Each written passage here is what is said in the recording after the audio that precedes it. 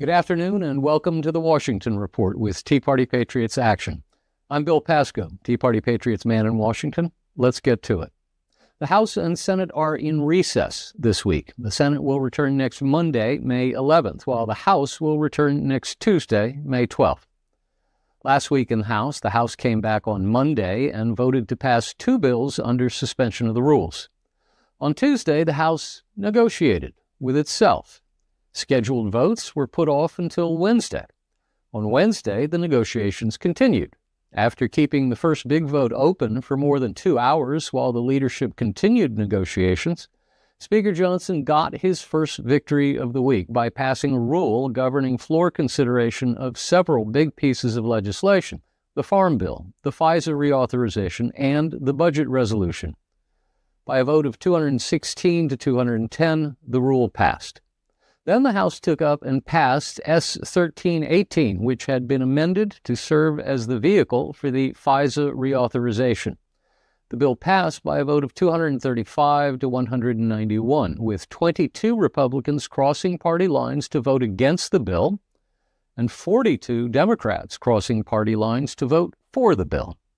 Then, after keeping the vote open for more than 5 hours while the leadership continued negotiations, Speaker Johnson got his last victory of the day by passing S. Con Res. 33, the budget resolution, by a vote of 215 to 211.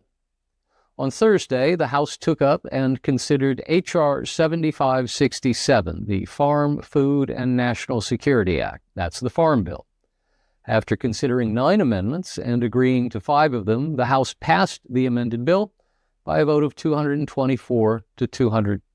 Then, under suspension of the rules, the House took up and passed S. 4465, a 45-day extension of the authority for Section 702 of FISA, by a vote of 261 to 111, with 58 members not voting. And then they were done.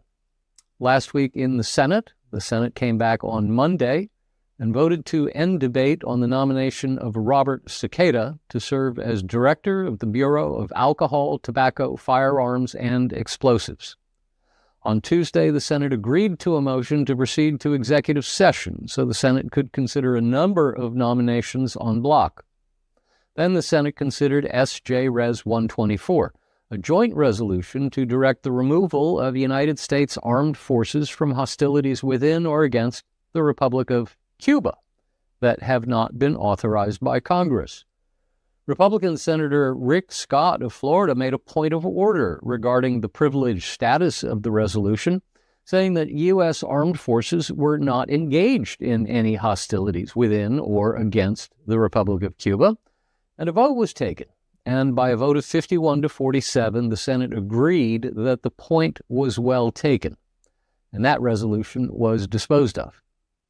On Wednesday, the Senate confirmed Robert Cicada to serve as director of the Bureau of Alcohol, Tobacco, Firearms, and Explosives.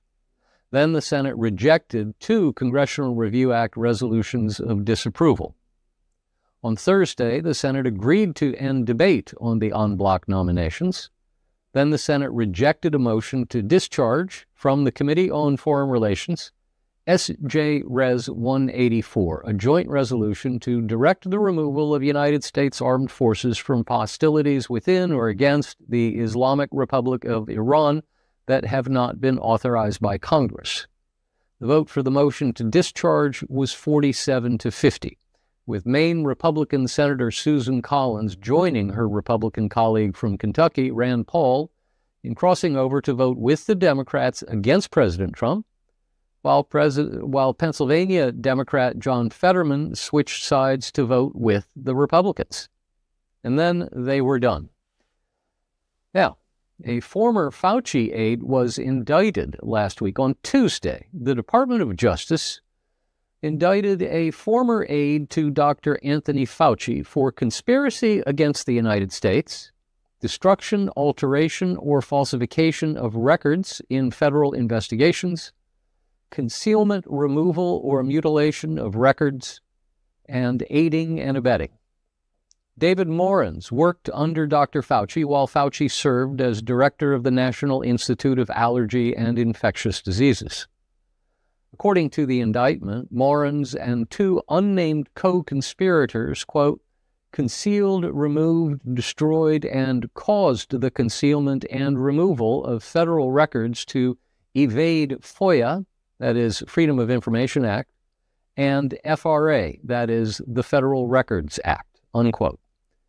The man actually spoke to NIH's FOIA liaison and discussed tips on how to evade FOIA requests.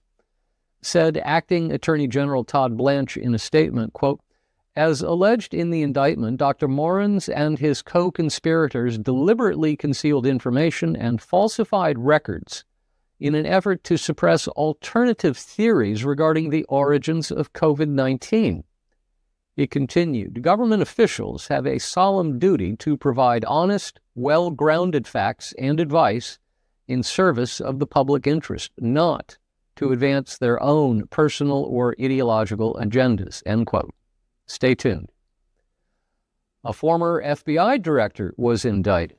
Also on Tuesday, the Department of Justice obtained an indictment against former FBI Director James Comey for making a threat against the president's life and transmitting an interstate communication threatening to kill him, for posting to his Instagram account a photo of seashells aligned to spell out 8647. Now to the Voting Rights Act update. The best summary I found to explain what happened in the Supreme Court last week was in a newsletter called The Gazette. I'm going to quote extensively from it in this section of this week's Washington Report. Quote, on Wednesday, the Supreme Court issued its long-awaited ruling in the voting rights case of Louisiana v. Calais, in which the argument centered on whether Louisiana's 2nd Congressional District was an unconstitutional racial gerrymander. A 6-3 majority agreed that it was. All the justices appointed by Republican presidents were in the majority, while all the justices appointed by Democratic presidents were in the minority. Justice Samuel Alito wrote the majority opinion, which Chief Justice Roberts and Justices Barrett, Gorsuch, Kavanaugh, and Thomas joined. Justice Kagan dissented, and her dissent was joined by Justices Jackson and Sotomayor. Justice Thomas wrote a concurring opinion and was joined in that concurring opinion by Justice Gorsuch. Now, let's talk first about the case.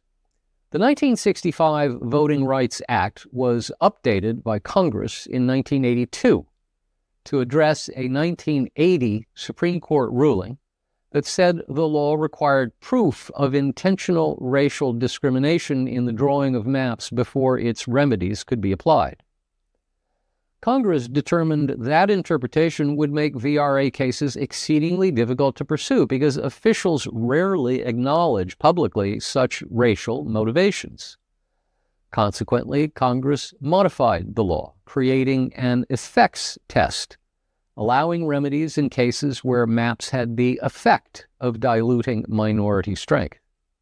But to construct a district that protects minority voting rights, racial information must be used, and that could run afoul of the 14th Amendment's guarantee of equal rights for all. In the Calais case, Louisiana's Republican-dominated legislature drew a new map after the 2020 census. That map, which only included one majority black congressional district, was vetoed by the state's Democrat governor, John Bel Edwards. The legislature overrode his veto, and the map went into effect. Civil rights organizations and black voters sued, arguing that the map violated Section 2 of the Voting Rights Act by diluting black voting strength. The Supreme Court let Louisiana use the map for the 2022 cycle. After the Supreme Court resolved a similar case in Alabama after the 2022 election, it became clear that the Louisiana map could not survive. Wanting to avoid a court-drawn map, the legislature remapped in time for the 2024 cycle and added a second majority-minority district with an explicit goal of protecting powerful U.S. House incumbents, specifically Speaker Mike Johnson, Majority Leader Steve Scalise and Appropriations Committee member Julia Letlow. Not surprisingly, that new map was challenged. But this time, the challenge came from a group of self-described non-African American voters. They said the new map went too far and amounted to an unconstitutional racial gerrymander. A lower court ruled in favor of the challengers, and the case eventually arrived at the Supreme Court. Now, to the ruling. The Alito opinion does not simply strike down Section 2 of the Voting Rights Act, as many had anticipated, but it does make it extremely difficult for a map to be challenged using Section 2 as the basis for the challenge. Says the ruling, the creation of a majority-minority district under Section 2 is justified, quote, only when the evidence supports strong inference that the state intentionally drew its districts to afford minority voters less opportunity because of their race, end quote. Zero in on one word there, intentionally. The Alito ruling wrote that Section 2 should apply when, quote, present-day intentional racial discrimination regarding voting, unquote, can be proved, not merely racial discrimination in the past. Thus, the ruling does not simply strike down Section 2 of the VRA. Instead, it significantly reduces its reach. Only if and when current racial discrimination can be proved can the law's remedies be brought to bear.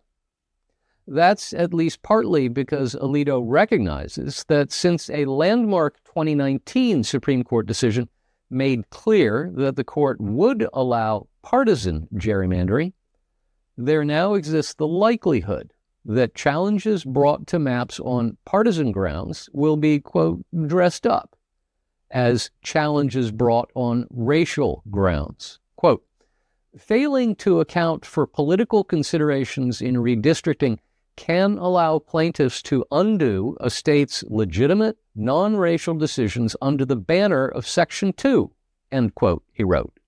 Quote, if race and politics are not disentangled, and a Section 2 claim is cynically used as a tool for advancing a partisan end, the VRA's noble goal will be perverted, unquote.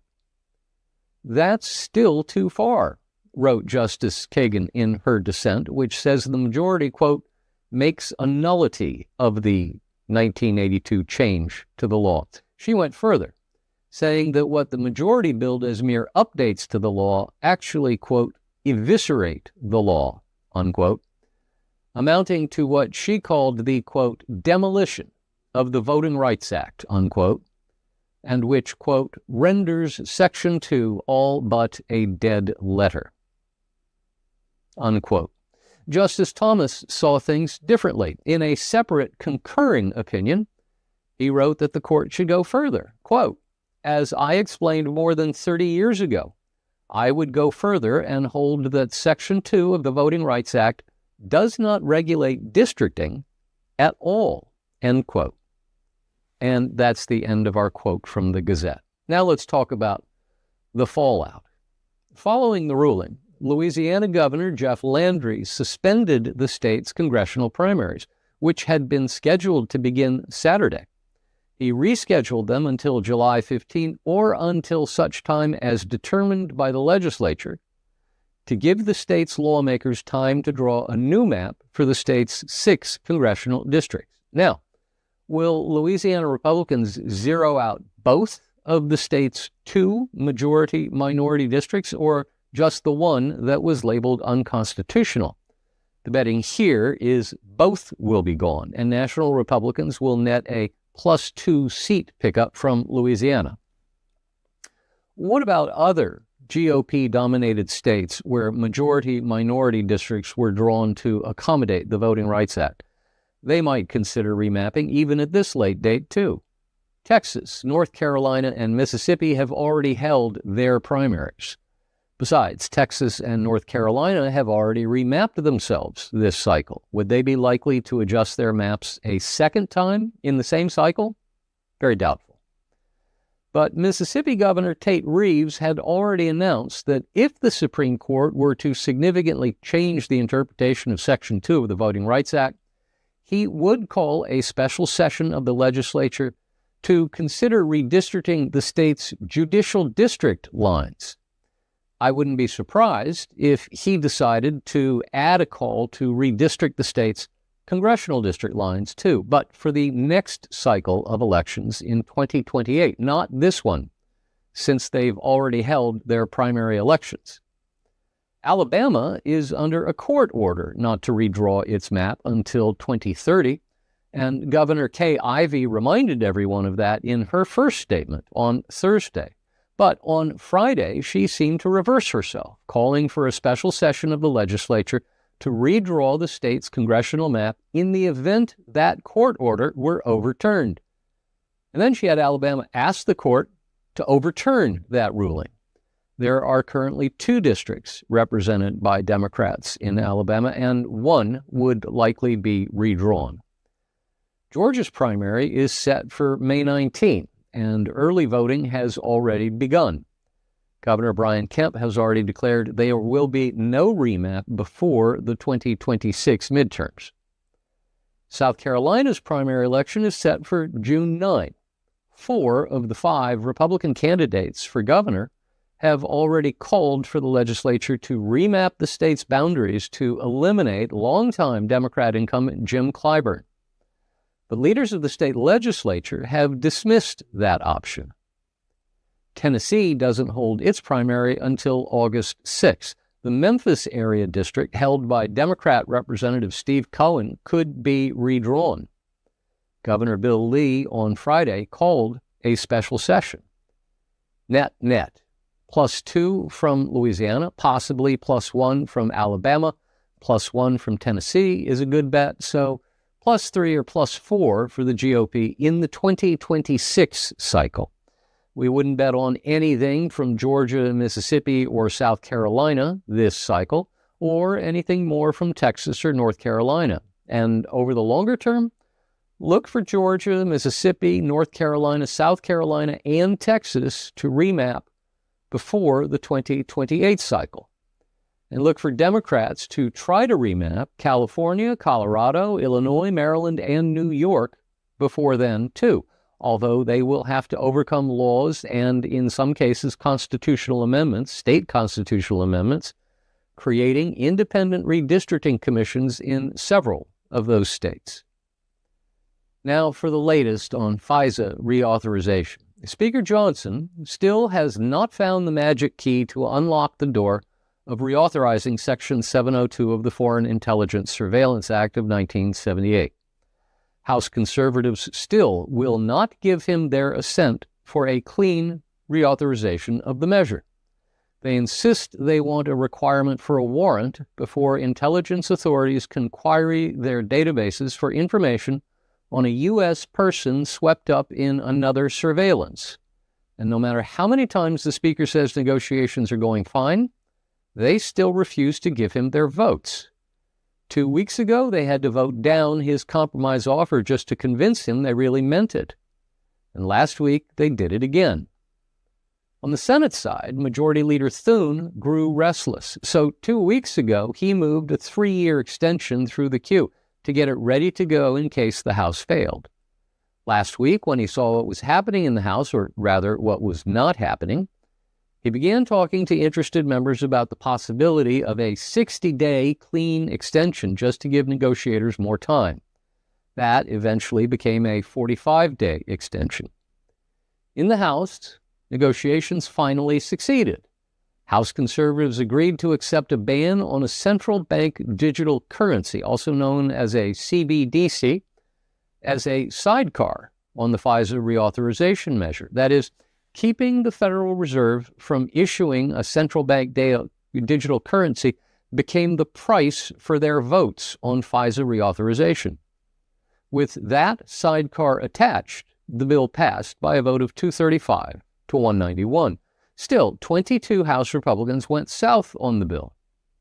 Worse, the price to pass the bill in the House made the bill unpalatable in the Senate. Majority Leader Thune had been asked some time ago about the prospects of adding a ban on the Fed issuing a CBDC and had declared that the Senate was not ready for such action. So when the House attached the ban on CBDC to its FISA reauthorization, the House was making its bill dead on arrival in the Senate. And that's exactly what happened when it arrived in the Senate. Thune declared it dead and moved his 45-day extension. So when the House and Senate come back next week, they'll have to work on finding a longer-term solution to reauthorizing Section 702 of FISA. Now let's talk about DHS funding. DHS minus ICE and CBP is funded for the rest of the 2026 fiscal year, which ends 6 months from now. The longest partial government shutdown in history is over. But those sections of ICE and CBP will only be funded for the 2026 fiscal year if and when the House and Senate pass a reconciliation bill to fund them. The good news is that process is on track. Last week, the House passed the budget resolution that had previously passed the Senate. Since both bodies have now passed the same budget resolution, the relevant committees, in this case the Judiciary and Homeland Security committees, can begin their work writing the text of the legislation to fund those parts of ICE and CBP that weren't funded in the DHS funding bill. Once those two committees write and mark up and approve their bills, the Budget Committee will mesh them together into one piece of legislation. The Senate parliamentarian will give the bill the once-over to ensure it complies with the Byrd Rule, and then it will hit the floor for a debate that's limited to 20 hours. Since debate is limited, a filibuster is not a possibility. Republicans will yield back their 10 hours of debate time. The Senate will hold another vote-a-rama, and then they will vote on the reconciliation bill. And then the House will vote on it. And then ICE and CBP will be funded for however long the reconciliation bill provides, probably 3 years. And then we'll be done with this round of DHS funding, and ICE and CBP funding will no longer be a flashpoint for the next few years. Now, from the miscellaneous folder, lots of stuff in the miscellaneous folder this week. First, 130 million Americans out of 342 million live in one of the 14 states that does not require voters to show an ID before they vote. That's a little more than a third of the population. No voter ID before they vote. That number could fall by about a third this year if California's and Nevada's 43 million voters choose to change that in their states. A measure mandating voter ID will be on the November ballot in both states. Nevada voters approved the measure in 2024 with 73% of the vote. Under Nevada law, the measure must pass a second time to become law. California's ballot measure qualified for the ballot last week. It includes a requirement that election officials verify the citizenship of registered voters. Think of it as a state-level Save America Act. Second, the national debt now tops 100% of gross domestic product, and it's on track to beat the all-time record of 106.1% of GDP set in 1946, immediately after the end of World War II. And here's the terrible thing. As recently as 2008, the national debt represented less than 40% of GDP. But then Washington bailed out the banks in 2008 and 2009. And then Washington took on a major new expense with Obamacare and expanded veterans benefits. And then Washington flooded trillions of dollars into the economy with the COVID crisis. And Washington never made any significant spending cuts. So now, one of every $7 Washington spends goes to pay interest on the debt. Third, former Attorney General Pam Bondi will appear before the House Oversight and Government Reform Committee for a transcribed interview on May 20.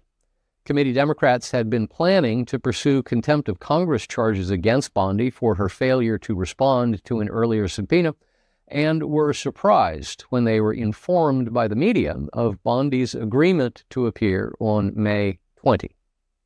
Fourth and final, Justice Clarence Thomas was confirmed to his seat on the court in 1991. This week, he will become the second longest-serving justice in the history of the Supreme Court. If he remains on the court until May 20, 2028, just 2 years and 2 weeks from now, he will surpass Justice William O. Douglas, who served from 1939 to 1976 as the longest-serving justice in the history of the Supreme Court. The Wall Street Journal editorial board noted this and noted how the court has shifted in his direction over the last 35 years. You'll find that piece and a whole lot more in this week's suggested reading. And that's our Washington Report for this week. If you've got any questions or comments, please drop us a line at jenny.beth@teapartypatriots.org. That's jenny.beth@teapartypatriots.org. If you want me to answer a question during the broadcast, just put "for broadcast" in the subject line. We'll be back next week with another edition of the Washington Report. Same time, same channel. Until then, be well and be active.